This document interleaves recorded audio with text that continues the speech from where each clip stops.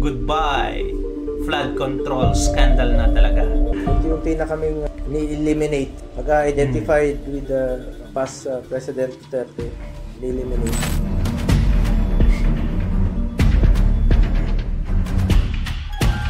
Diba? Yung unang itinuturo na mastermind, aba, siya na ngayon ang star witness. Ang galing, di ba? Romualdez. O eto mga kadonatics, nabuang na talaga si Asong Ulol na Trillanes. Pero inyo naman mga kadonatics, ngayon lang nagsampa ng kaso against Bongo, kay Duterte, kay Pulong Ata, tatay ni Bongo at kamag-anak niya pa mga kadonatics. Huwag na kayong magtataka kung someday kakasuhan din kayo ni Trillanes kasi mga kadonatics, wala na sa pag-iisip tong tiyunggong to. Pirin mo, hindi na siya pinapansin ng mga tao kasi hindi nga nanalo sa pagka-mayor mga kadonatics. Even for barangay chairman, talagang hindi ito mananalo mga kadonatics. Ganyan na siya irrelevant ngayon. Kaya umiingay. Panoorin natin mga kadonatics.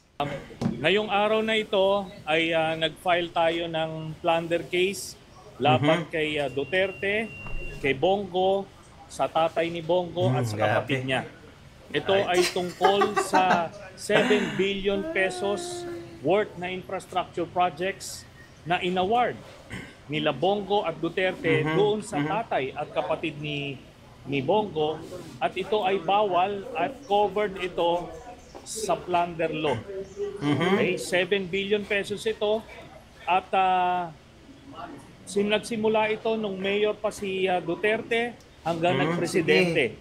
Kaya alam naman natin na magkadugtong ang bituka ni Bongo at Duterte, kaya hindi niya pwedeng ipagkaila na hindi na impluwensyahan ito. Tapos nung senador na si Bongo, ganun din. Kahit na senador siya, siya pa rin ang nag-a-act as the alter ego of Duterte. Talagang siya pa rin yung special assistant. Kaya ito ay maliwanag na violation sa ating batas at kaya natin siya nakasuhan. Wow, grabe talaga mga kadonatics, no? May bago silang attack dog na pinakawalan mga kadonatics. At eto, may attack dog na sila sa Malacanang, na si Claire Castring. At eto yung sa labas mga kadonatics. Biruin mo, may loyalty na siya ngayon sa Ombudsman, sa ICI, na alam naman natin na BBM lahat. Tota ni BBM to mga kadonatics. Kaya ganito. Pero kung si BBM magsalita ay parang napakamahinahon mga kadonatics, walang ginagawa. Pero ito, mga takdog nila, yung grabe, nagiging frontliner. Kahit ano nalang pinagsasabi nila, kahit ano nalang mga cases na i-file mga kadonatics, para lang may gawa na kabalastugan. Kabalastugan naman talaga kasi sino pang maniniwala sa asong ito mga kadonatics? Hindi nga nanalo pagka-mayor, nagpapansin na lang talaga. Na-dismiss na yung cases against Duterte noon. Ngayon gusto niyang, pilit niyang bubuhayin at isinasama niya si Bongo. Ganyan siya kabalastugan. Sir, ano po yung ebidensya na gano'n po? Ang ebidensya po dito ay mga kontrata mismo galing sa DPWH. Ito po ay nakuha ko nung ako po ay senador pa.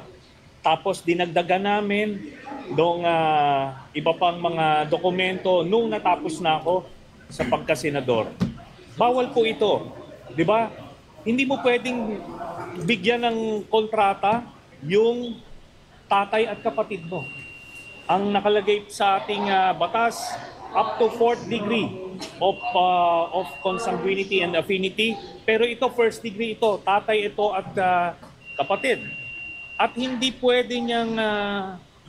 niya pwedeng sabihin na hindi niya mapipiling kamag-anak niya. Kasi hindi ito basta-basta kamag-anak. Kapatid at tatay ito. Tapos, halos 200 contracts ito. Sa City Hall ng Davao hanggang sa nung sila ay presidente na. Ayun.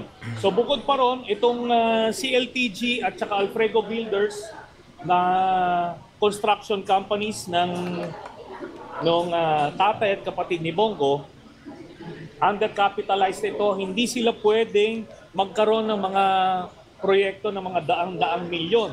So ang ginawa nila, nagsisircumvent sila ng ating batas by having joint ventures with yung may mga AAA licenses. Okay? So bukod nga doon sa undercapitalized, sila rin ay may B license lang noong mga panahon na yon at kaya sila nagjo-joint venture.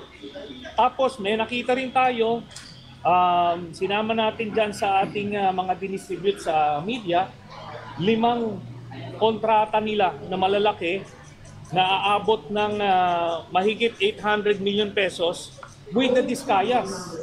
Kaya yung sinasabi ni Bongo na hindi niya kilala yung mga Discaya, may joint venture yung tatay at kapatid niya.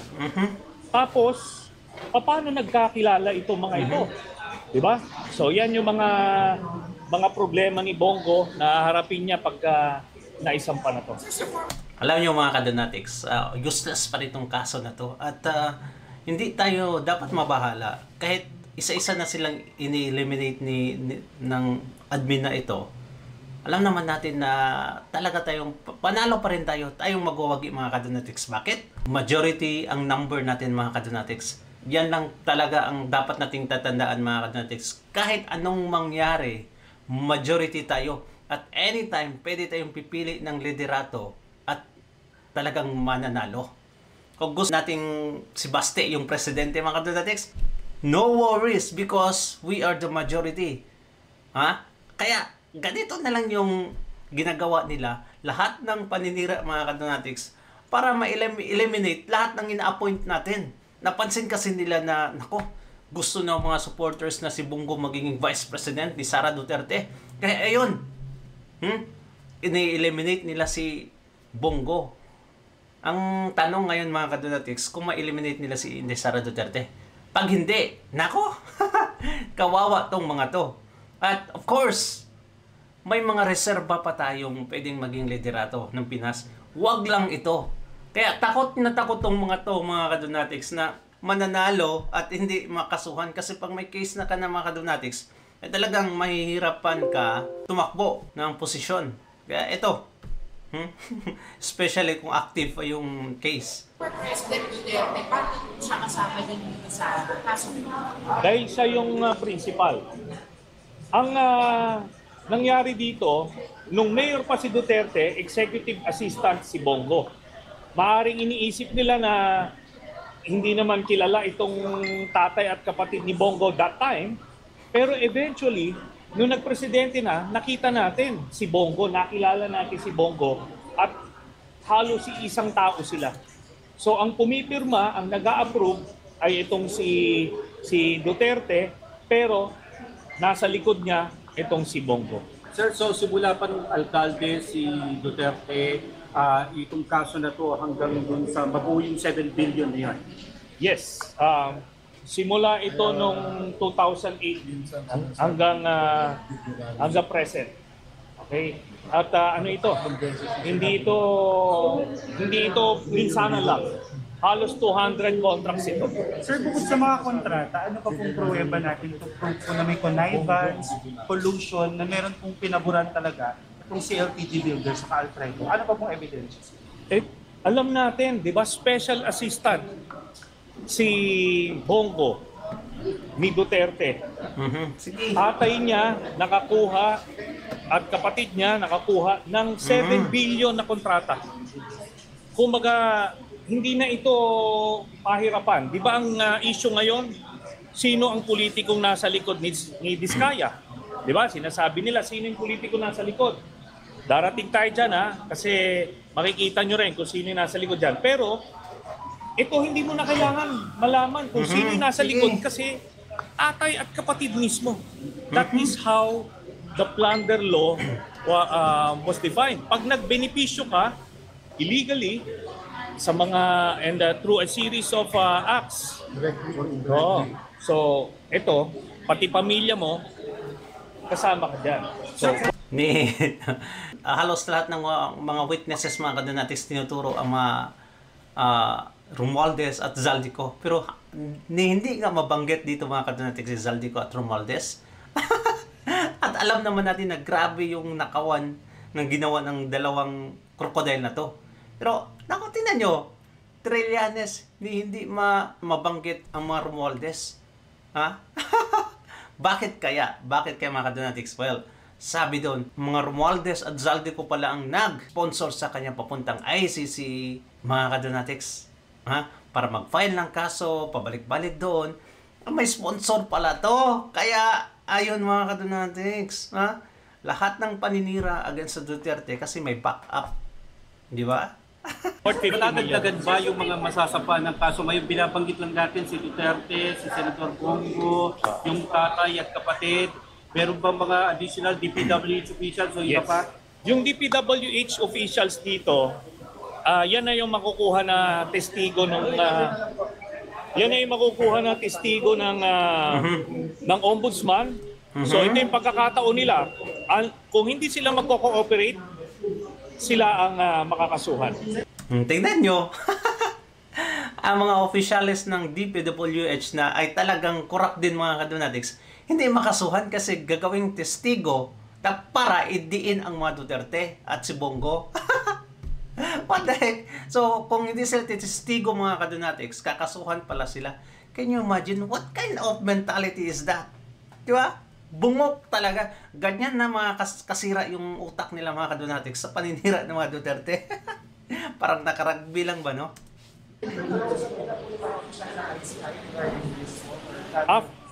After naming i-file nito, bibigyan namin ng kopya yung ICI para makita nila na ito na eh.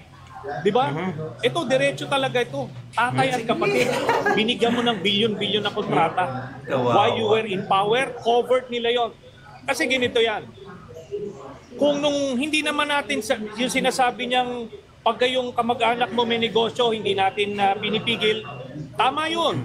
Pero dapat dun sa sinasakupan mo, hindi sila pwede magnegosyo. Kunyari, nung Davao Mayor si Duterte, dapat nasa Visayas yung pamilya niya nagnenegosyo or nasa private sector. Nung presidente na siya, hindi pwedeng ang sakop na nila buong Pilipinas eh. Dapat sinabihan niya yung tatay niya at kapatid niya na bawal yan, doon kayo sa private sector magnegosyo. Ganun lang kasimple yun. Tingnan nyo mga kadonatics, no? Flood control projects lang yung grabe yung corruption. I mean, may mga corruption din sa iba. Pero eto, nakatutok tayo sa flood control project. Pero tingnan yung mga oposisyon. Nakatutok sa Duterte. Tahimik sila noon. Pero nung na-expose na itong mga flood control projects at naituro yung mga mastermind ng mga kumag na ito, yung mga mastermind nila, yung mga Panginoon nila, naituro mga kadonatics na responsable sa flood control anomalies, ay talagang tinitira ang mga Duterte. Pilit na linilihis yung subject mga kadonatics. Kaya hindi na tayo magtataka na may mga cases pa na lalabas against sa mga Duterte or sa allies. Kasi yan naman talaga yung role nila dito sa mundo mga kadonatics or at least sa political matter. Hindi yan magtatagal. Mai-eliminate itong mga kumag na to. Of course, kasi may requirement na dapat may main plunderer. This is a 2016 Supreme Court. May may? Requirement po na main plunderer para makasecure ng conviction. Sino po ang main plunderer dito po sa complaint? Si Bongo. Kasi siya yung central figure doon sa tatay at kapatid. Tapos yung kanyang relationship with Duterte enabled this thing to happen. Alam nyo, last time na election mga kadonatics, number 1 si Bongo. Na almost 30 million ata yung nakuha niya boto. Kaya ngayon, titira talaga siya. Alam nila na ay talagang kung tatakbo itong bilang vice president itong si Bongo, mananalo at mananalo mga kadonatics even for president. Di ba? Kaya, doble kayo na mga demonyo. Sir, this is a refiling po, sir, no? This is a refiling kasi yung original na DOJ ombudsman, DOJ complaint na dismiss, sir, according to your complaint. So, gaano po kayo confident that this will prosper this time around? Okay, yung kaya nga doon ko pinail to sa DOJ dati for case build-up, no? Kasi alam kong protektado siya dito sa ombudsman nung iba pa yung ombudsman. Ang ginawa nung dating Prosecutor General against the order nung Secretary of Justice, sinubmit niya dito.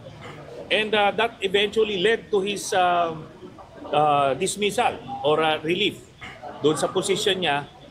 Kaya anong ginawa rito? Hindi inimbisigahan. Not even a day or an hour was devoted in investigating it. Talagang binaon nila. Pero without prejudice yan, nagkaroon pa tayo ng pagkakataon, dagdagan yung una nating pinay. Hindi, dagdagan nyo pa. Ito na. Okay. So ito yung receipt copy. Grabe, ang kapal mga doon. Ay, nako. Incomplete. Baka Yung blank pages yung iba Incomplete pero dyan. nabayaran. Nako naman. Yes, iba-iba. May flood control, merong Tingnan nyo yung mga article of road impeachment widening, ni Sara lahat. Duterte mga doon. At ito nga, ang assumption natin, Grabe dito, din yung kahit kakapal, na parang ganyan, no? kompleto Mas o makapal pa nagawa ata. yung proyekto. Pero ngayon, yung offense niya dismiss. is hindi dapat sa tatay at kapatid ang nag-benepisyo. Sa Davao Region and Davao City. Trillanes, itong mga reporters din, mga bugok din mga kadonatics, ha? Ay, nako, bakit wala yung Net 25, dapat magtanong sila na, bakit tahimik mo sa flood control? Bakit nakafocus ka sa Duterte? Bakit, hindi mo mabanggit si Romualdez, Zaldico? Yung mga, Panginoon mo. Nako, dapat andyan ako no? Okay. Okay. Thank you. Thank you na. Alright, thank you na. Thank you. Ay, nako. Eto mga kadonatics, panoorin natin yung ginawa na short video ni Belgica na shinare din ni Senator Bato de la Rosa few hours ago. Eto mga kadonatics, bakit in-eliminate na sila? Isa-isa nang in-eliminate yung mga Duterte mga kadonatics. Pag nangyari ito,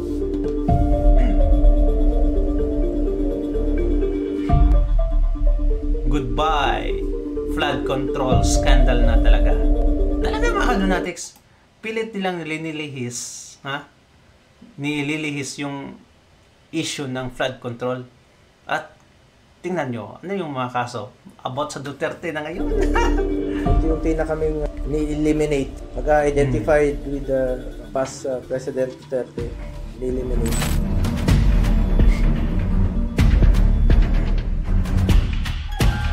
Diba? Taong bayan na po ang musga. Alam niyo naman kung sino yung nagtatrabaho. Alam niyo naman kung sino yung nagsiservisyo lang ng tama. Alam niyo po kung sino yung talagang totoong nagmamalasakit at nagmamahal sa Pilipino. You're right, Mr. Senator. Alam namin kung sino talaga yung nagsiservisyo at sino talaga yung tahol lang na wala namang nagawa. Kaya nga majority tayo mga kadonatics Majority is the voice of God. Kaya eto, magbasa tayo ng comment. People's power na. Pwede. I agree. Hindi magwawagi ang nininira sa laban sa totoong tao na tumutulong sa kapwa. Solid. Diba? Ang dami nating mga supporters, mga kadonatics, supporters ng mga Duterte at kanilang allies. Hindi nila mayayanig to. Buti pa si Kiko Matos mga kadonatics Grabe yung paninindigan. Nag-viral yung video niya ngayon. Eto, panoorin natin. Basta mga Kiko daw, wag lang si Kiko Pangilinan. Kiko Bersaga at Kiko Matos, may paninindigan. Eto. Panoorin natin. Yung unang itinuturo na mastermind, siya na ngayon ang star witness. Ang galing, di ba? Romualdez. Nakakapagod na kayong mga putang ina nyo. Grabe yung settings, oh. Sa tingin ko, oras na dapat na wakasan ang malinaw na sistematikong panloloko. Alam nyo kasi itong gobyerno na to ay nagtatago sa isang poder na tatawagan nating transparency. Kung saan ang katapatan ay sila na daw ang maglalagay sa unahan. Pero ano ang nangyari nang simulan imbestigahan ng infrastruktura ng bansang ito, ang ICI? Para bang naglabas sila ng isang malaking kurtina at nagsara ng pintuan at sasabihan tayo na huwag kayong mag-alala, tiwala lang. Eh wala nga kami tiwala sa inyo, di ba? Kayo ang nagnanakaw ng pera namin, kaya nga kayo iniimbestigahan eh. Pero ang katotohanan, walang tunay na katarungan sa saradong imbestigasyon. Dapat Tama. malaman ng taong bayan ang pagdinig ng ICI. Bakit? Paano kami magtitiwala sa inyo? Eh kung sarado yung proseso. Pera ng taong bayan ang pinag-uusapan natin dito. Yung pera na pinaggagawa ng mga tulay, ng mga kalye, ng mga bagay na magpapagaan sana ng buhay namin, dapat bawat sentimo alam ng tao kung saan ito napupunta. Kasi dugot pawis namin, pagod at puyat namin yan, kaya karapatan namin malaman kung saan napupunta ang pondo ng bayan. At sa mga usaping redak-redak na yan, pinapakomplikado nyo lang yung sitwasyon eh. Para lang mapaikot nyo yung mga tao, tas sasabihin nyo na meron nangyayari. Kayo ba? Payag ba kayo na ganun? Ako hindi ako papayag. Ang hinihingi lang naman namin ay yung ganap na walang pagkukubling liwanag. Dapat malaman natin ang mga itsura ng mga taong involved. Dapat alam din natin ang bawat salita, bawat hinga, utot, pag-atubili, pagninig ng boses.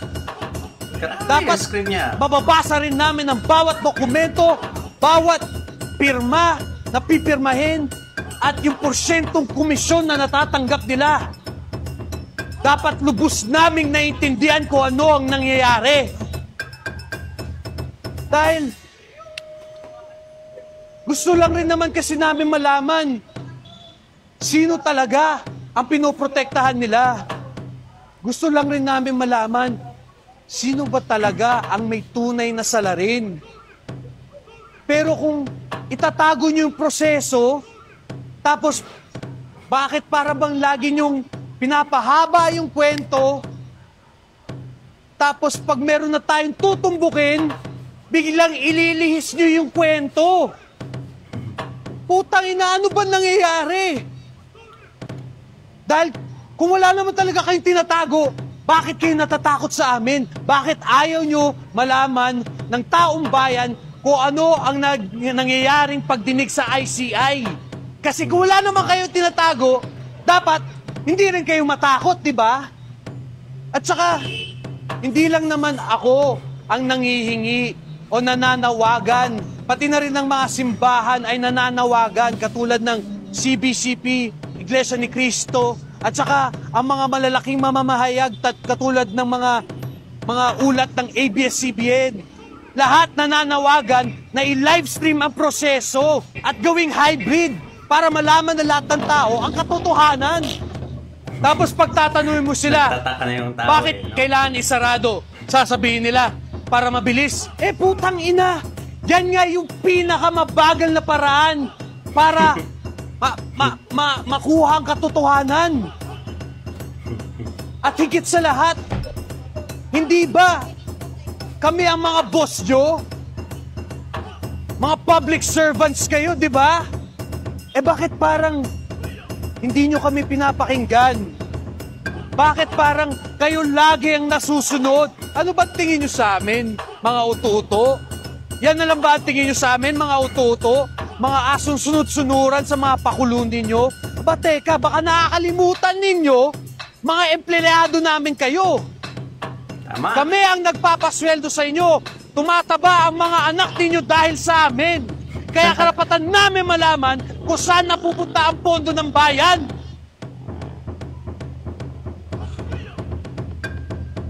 Tapos, sasabihin pa nila,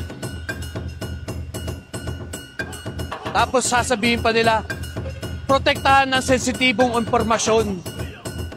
Isang malaking kasinungalingan.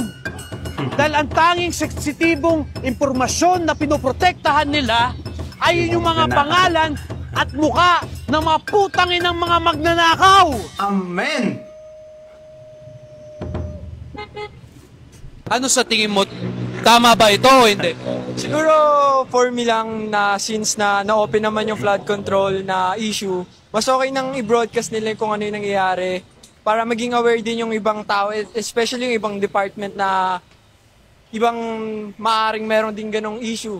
Ay, actually hindi po ako sangayon sa mga private investigations kasi hindi po natin alam kung ano nangyayari and wala pong transparency. Kasi ang kailangan po ng mga Pilipino ngayon, transparency kasi nawala na po tayo ng transparency sa flood control project eh. So kung tatanggalin pa po natin yung transparency through private investigations, edi parang tinatraidor po natin ulit yung mga Pilipino. So hindi po ako agree doon. So kung mananagot lang po ang usapan, edi yung current administration which is si Bongbong Marcos liable sa mga nangyari sa Pilipino kasi sila yung tumatayong pinuno ng sambayanan ngayon sa Pilipinas. And I think dapat din managot yung mga senador na naidadawit ngayon kasi hindi naman sila magbabanggit ng pangalan kung wala namang credible evidence behind it. Yun nga lang, sa justice system natin ngayon, hindi napapatunayan ng maayos kung sila ba yung may kasalanan o hindi. Usually, nakakatakas yung mga involved na high-ranking official. Hindi po, dapat po kasi malaman din po ng taong bayan yung nangyayari po. Hindi po siya pwedeng maging private para sa atin. Hindi. Bakit? Kasi dapat open sila sa atin eh. Kasi isa sila sa sa part ng government. So dapat open sila sa atin at hindi yung sa kanila lang yung kumbaga hindi nila sinisikret sa atin yan. Bakit? Mahirap yan bonin kasi sa Pinas, daling bayaran. Baga, hindi lahat okay. Baga, gagawin ng privado, di sa paano magiging aware yung mga tao. Kaya nga balita, dapat alam ng mga tao. Kung ipa-private, pwede kasing mabaliktad eh. Di natin alam yung pwedeng mangyari. Mas maganda kung investigation, pakita sa tao para sa transparency kasi buwis ng tao yan. Dapat alam ng mga tao kung saan napupunta yung pera nila. Kaya dapat transparent, kita. Dapat i-public yung data. Ang Kiko Patrol ay walang kulay na kinikilingan. Para po kami sa kahit kanino na may magandang hangarin sa bayan. Kahit anong kulay ka pa. Para sa Pilipino, para sa Pilipinas, Kiko Patrol, ano? Tama naman, walang kulay talaga pag sa korupsyon. Tama, wala talaga yung issue dyan mga kadonatics. No question about it. What do you think mga kadonatics? Maganda yung hangarin ni Kiko Patrol. Ha? Maganda yung mga sinasabi niya. Kaya comment down below mga kadonatics kung anong sa tingin nyo about sa content natin ngayon. Ha? Sa mga nangyayari. And I will heart it and read it mga kadonatics. God bless you. Ingat palagi. Bye-bye.